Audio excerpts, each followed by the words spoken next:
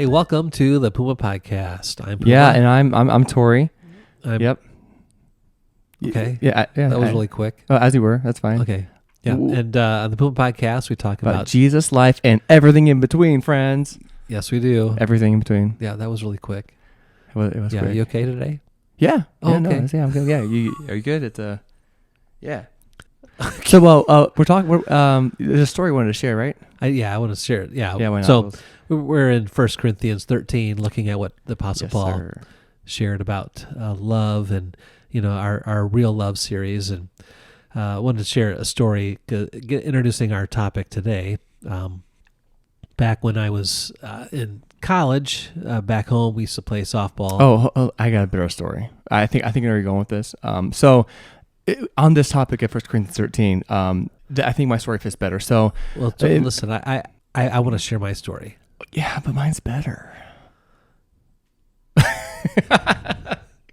Okay, all right. Yeah, okay. So You're being really rude. I'm being really rude. You are. You're being a little obnoxiously rude this morning. Yeah, just it was planned. Yeah. What did you eat? Apparently not enough. Not enough. No, guys, we're just joking. I am being rude. I don't know if I'm joking or not. I'm a little hurt and offended. Oh, I'm sorry. Yeah, you're not being honoring. I'm not being honoring at all. No. Well, and that's the point, right? I mean, yeah, we planned this beforehand. I would interrupt him in intro and interrupt his story. I do want to hear your story, but it kind of fits. Well, what I don't want want to share the story now. Oh no! Yeah. It's too real. it's too real. No, but this happens all the time. All the time. We feel it all the time where somebody is disgracing us or dishonoring us, or someone is just not considerate with us. We're in social settings, and someone's speaking, and you have others that are not paying attention and just kind of being rude or obnoxious. You see this politically all the time when someone is wanting to speak, and you have people that are just being rude and obnoxious. Not letting them speak. There's all different ways. I was going to share my story when I was in college, back home for the summer, church softball, and we had a game, and we were in the city league, so we were playing against Union 409 and other just guys that weren't church going guys. We were in the city softball league, but we were a church, so we had a church sponsor, and nice. So we had a lot of fun. And a lot of the people that the different teams, people that we knew in town and whatnot, and we had an intern pastor come visit us for the summer, and he was lived kind of kitty corner from the church, and the field that we were at was actually right next to our church, and so our game was going on against these this other team, and while the pitcher is pitching the softball, this intern pastor walks out of his house, walks across the field while we're playing, right where the ball is being pitched, and everyone the other team just stops, like, what's going on? He just walked right through the infield, right through the outfield, right over, and walks into the church, the church that we have our shirts on. Wow. The name of our church. Yeah. So you're saying during this church softball league, the senior pastor decided to walk across the field. No, he was an intern pastor. Intern pastor. Thank you. Yeah. Walk across the field while you're playing. So the game's going on. It was almost as if he didn't see either team there, and the guy. I mean, some of the things that the other team were saying obviously wouldn't be suitable for children or grown men. I mean, they were really ticked off. Yikes. But this is the idea of being rude, not understanding the situation, not understanding the setting, and acting in a very self-centered way that is oblivious to the people around you, being very dishonoring, not seeing the situation. Yeah. It's like at a funeral, right? At a funeral, there's just a certain way to act at a funeral. There's ways to be disgraceful and rude and really self-focused at a funeral. That would be really distasteful. Yeah, inappropriate. Yeah. And so this is what, the Apostle Paul wrote here. He says, love is patient, love is kind, love does not envy, does not boast, is not arrogant, and is not rude or dishonoring. Yeah. And so this is what we want to kind of tease out a little bit here today. Yeah. What's it mean to be rude? Because if I asked, are you a rude person? Probably most people listening would say, no, I'm really not that rude. Right. Yeah. Well, and even like in this silly, just as we started this podcast, right? Okay, I'm going to interrupt you twice, and kind of a silly joke. But don't we do that though sometimes? Like, that was intentionally being rude to make a point, but sometimes it's not that intentional. It's just we just happen to think our opinion is better, and we interrupt. And like even with good intentions, we can be very rude sometimes. And you're right. In 1 Corinthians 13, if we are talking about real love, the love that comes from God, agape love, it isn't rude. And you're right. I think a lot of us think, oh, I don't have a rude problem. But maybe as we explore this, maybe we do. And maybe God might have a word for us on how to be Christ-like and to show real love. So yeah. All right. Let's dive into it. Let's do it.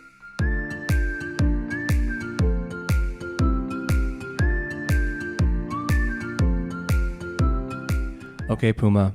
So yeah, love is not rude. It is not rude. Rude or dishonoring. Different translations translate this a little, differently. Yeah. It's having very bad manners, right? So you're at Thanksgiving dinner, and maybe you say a prayer around Thanksgiving, and then everyone just kind of like dives in and grabs stuff, and you grab the bowl of stuffing, right? Right. When grandma was reaching for it, and you grab it right before she gets to it, and you take it, right? That's being rude or dishonoring. Yeah. Right? I mean, there's all kinds of different ways that this plays out. Yeah. Well, even so, I know I'll go back to youth group because I have a great church. I love our youth group, but we all have moments of rudeness. I remember we had some guest students come to visit, which is awesome. We were playing dodgeball that night, which is a great game. Big fan of dodgeball. And one of the guys threw the ball, like had two balls in his hands, threw one up, kind of lopped it over, and then tried to drill the new kid and missed. And the new kid ended up catching the first ball he threw up. And so this guy was out, and this guy was so mad. He walked off and he yelled, "Everybody, get the new kid out." And I just saw the new kid's heart just sink. I mean, he's new to a church, doesn't really have any friends, and this, kind of leader kind of kid just is so mad and was so unkind, but his rudeness, that kid didn't come back for months. And I remember thinking, oh, so sad. Yeah. And there's probably other words you can put to that right. as well. But the idea of rudeness comes in there, where you're not understanding the sensitivity of how someone being new to your group might feel. Right. And so you act in a way that is not sensitive to them, a way that is sort of, not morally good, and in a way that kind of disgraces them, embarrasses them. Right. Well, and maybe it's more subtle than that, right? So I was injured a few years back, and we had a guest, kind of intern youth pastor come, and he taught, and you talk about not being sensitive, right? I mean, the whole teen dodgeball, that was a more extreme example, but sometimes we can be dishonoring in other ways. I remember he was preaching, and he was new at the church, and he's like, yeah, I'm going to preach. And he's like, I know you have a lot of old people at the church, and they all kind of dress up nice. And he was a young guy, probably, early 20s. He's like, so I'm going to preach. I'm going to wear a hoodie and jeans to make a statement and stick it to the old people. And I thought, okay, it's not wrong to wear a hoodie, and it's not wrong to wear jeans to preach. But if you're trying to make a statement to the old people, as in, you don't have to wear a suit and tie, which I don't think you have to, it may not have been sin to wear a hoodie, but it was very rude and dishonoring to his congregation. Right. The motivation behind that was rude and dishonoring. And there's a time and a place for things, right? Mm-hmm. Yeah, not wrong to wear a hoodie. Now, if you are maybe an inner city church, maybe that's appropriate. Right. Right? Maybe right. That you're right. I mean, again, this is where we want to go. Just tell me the rule, and then we'll make everybody follow it, right? Right. Everybody here has to wear a suit and tie, or one doesn't wear a suit and tie. Well, that's not the point. The point is, am I a loving person? Am I sensitive to the people around me? Do I care enough about how they are feeling or thinking? Are they new? Are they feeling insecure? So am I going to be disgraceful, distasteful, crude, etc.? I mean, there are certain words that you might use that aren't necessarily bad words, right? But you might use in one setting that you wouldn't use in another setting. Right. It would hurt other people in a different group. Now you could talk this way with your friend, but you wouldn't talk this way with your grandmother, right? Right. Because there's a time and a place, right? There's a decorum, or and so this is the idea of this rudeness or this dishonoring, or it is when I'm defying, in a sense, the social standard of decency, let's say. Yeah. Well, and this whole idea of honoring, I think I like that. It just connects more with me. But yeah, to not be rude, to not be dishonoring. We live in a culture that's so dishonoring. I mean, before the podcast, you talked about politics. Oh my goodness. Right. The amount of dishonor. We may not agree with a politician, but we still need to act honorably. Right. Because according to this passage, real love is not rude. It does not dishonor. And yeah, even if it goes against what we believe, we're still called, as Christ followers, we're still called to be honoring. Right. And there's a time and a place to, in a sense, be defiant. Mm-hmm. Right? Yes. There's an appropriate time and a place to be defiant. Mm-hmm. When I do something to disgrace somebody intentionally, or to embarrass them intentionally, or to shame them intentionally, and I use the word intentionally, intentionally, right? But I use the word intentionally, even though sometimes we do it and we're not consciously thinking of it, but we are intentionally caring about ourselves, right? Yeah, and that's true. So like, there's someone new comes and visits. You talk about the kids that came to your group, come new to visit. Yeah. I can intentionally not talk to them. I can intentionally just hang out with my friends. Yeah, avoid them. And just, be rude, or not, give them attention. When I've been someplace new, and we've all been somewhere new, it's very awkward, right? Yeah. I mean, it's isolated. It's very, don't know anybody. It is, yeah, and it can be scary and whatnot. So when love says, how can I think about how they might be feeling or experiencing, and how can I love them versus be rude to them, or to embarrass them, or to shame them? Yeah, shame's a good word too. Maybe not that used much in the West, but there's a sense of things we do that really do hurt and shame other people. And I've heard someone say, well, Tory, Jesus flipped tables. So, if I'm rude to someone, I'm right. And like, I've seen this all over Facebook. Maybe you've seen the theological debates on Facebook. Oh my goodness, some of the things that are said, it might be true. There's a lot of theological debates, and I would love to jump in there. Yeah. Because I have some things I would like to say, but yeah, it's not the time or the place for that. Mm-hmm. And just because what you might say is true doesn't mean you're being honoring, right? Yeah. I mean, the first part of this chapter, right? It talks, if I have the voices of angels and I speak in tongues of blah, blah, blah, but have not love, we can be very rude and be technically right, but in sin because we're not loving. Yeah, what I say might be a truth statement, but because of my rudeness and unloving, it is not beneficial. Yeah. Yeah. Now, there's something called like good manners, for instance, right? Yeah. Good manners. Proper etiquette. Where do those things come from? I mean, in our culture today, especially the American culture, we are so loose with everything. Yeah. But when I was a kid in grade, in grade school, first, second grade, if I had a question, what would I do with the teacher? Probably raise your hand. I would raise my hand, and I would wait for the teacher to do what? To call on you. To call on me. Now, why? That was just good manners, right? She's the teacher, I'm the student. Right. And if I have something to say, I raise my hand, and then she calls on me. When she calls on me, then I can speak. Yeah, it's respectful. Right. But see, it also helps for orderliness in the room. Otherwise, if there's no manners or customs or decorum or structure, you end up, having chaos. People talking over each other. Yeah. And this is what we see today.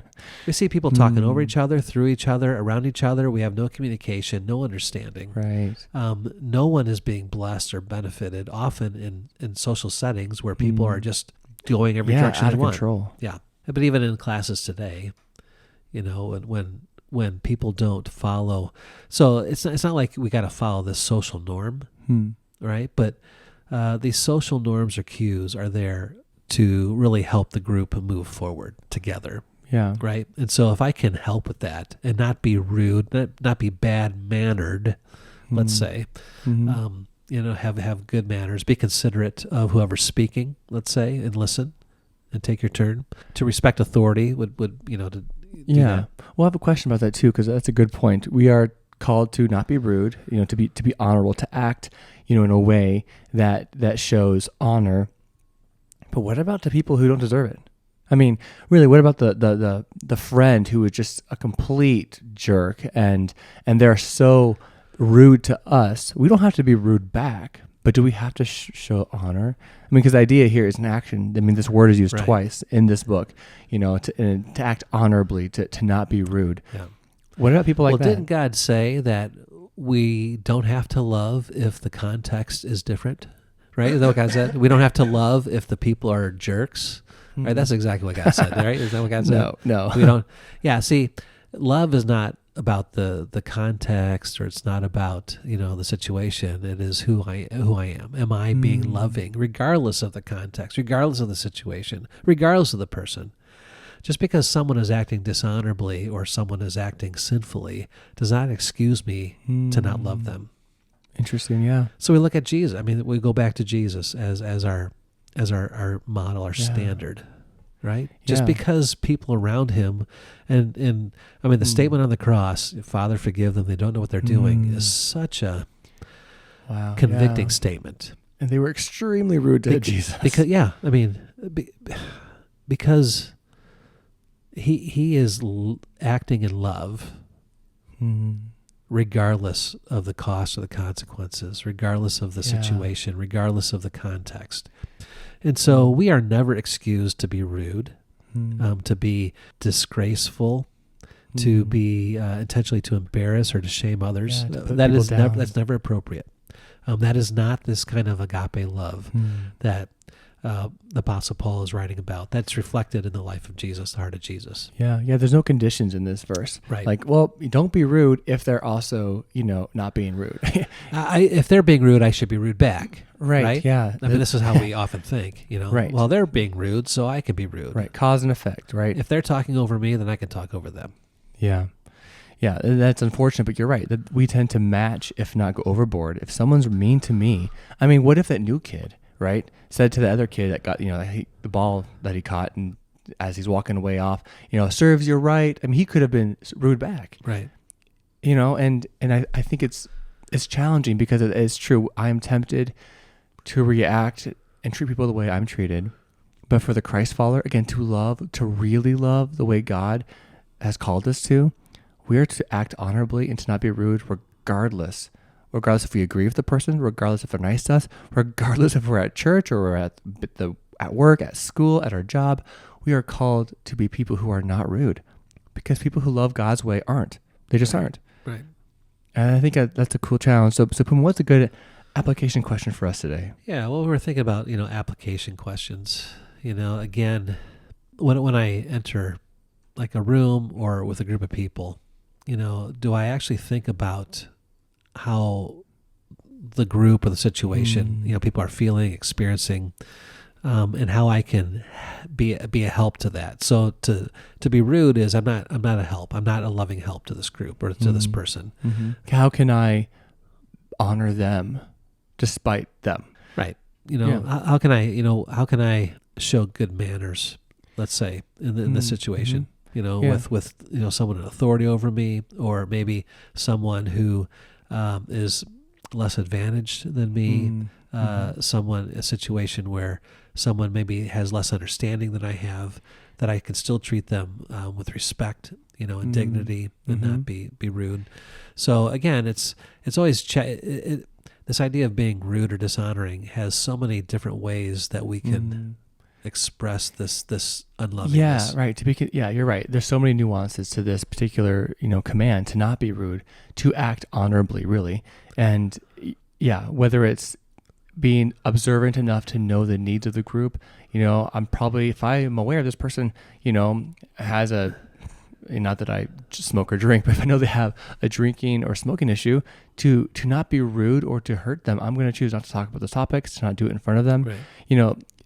To be considerate to the extent of making the choice, I will not be rude, which means I have to observe. I have to care about the group. I have to actually notice. Have my eyes off myself and not to those around me. Yeah, and that's a choice, right? To not be rude is a choice. It is a choice to honor people, to not be rude, because most people are. I mean, honestly, most people that we meet tend to be more rude than kind. Well, we live in a world that is just rude and bad-mannered. Yeah. Especially in American culture. Yeah. And it's excused. It is. And just because something is excused doesn't make it right. Agreed. Yeah. No, that's a good word. Yeah. So that's a good application question. Yeah. How can I honor people in whatever room I'm in? And how can I make the choice to be considerate enough to not be rude? That's good. Well, guys, thank you for joining us again. Just love just having the platform to learn. And I appreciate you, Puma, for walking us through these verses. And yeah, God's word is so rich, and I love the challenge. I don't want to be a rude person. They will know us by our love for one another. They will not know us by our rudeness to one another. And sometimes in the Christian circles, there's a lot of rudeness going on. Yes. So if you have any questions, as always, feel free to email us at thepumapodcast@gmail.com. And yeah, we'll see you next Friday at 10:10. Till then, guys, bye. Yep. Bye-bye.